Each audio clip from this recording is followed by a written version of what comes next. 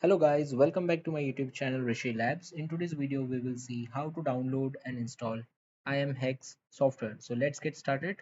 You'll require a web browser. I'll make use of Google Chrome. In the search bar, you need to enter ImHex, download and press enter. You'll get this first link. Select this.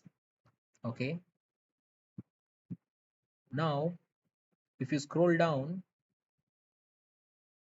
it is a modern featureful hex editor, okay, for reverse engineers and developers.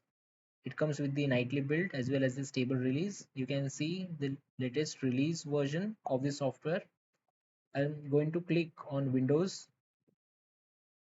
Okay, so this is going to start download of the setup file. Meanwhile, we can see it is available for Windows installer, portable, okay, 64-bit variant as well as the ARM. Okay, in Mac OS, it comes for the three Apple Silicon, Intel CPU DMG. Okay, it also supports for the Linux operating system. These are the different options available. Arch Linux, Fedora, Debian as well. Okay. And over here, if you click with the web build, you can use this tool online. So you don't need to install the software. You can also use it online. Let me go back. And if you click on the source code, you'll be able to view the source code of the software. Now let's head for the installation. Once it is downloaded, click on open. I'll minimize the web browser. Click on next. I accept the agreement. Click on next. This is the path where it is going to get installed. Click on next.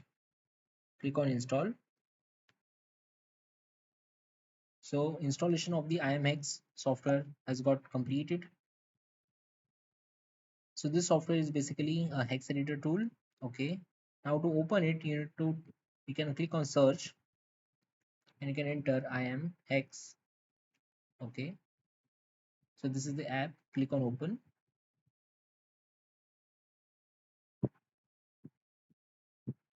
And that's how the interface of the software looks. Click on continue.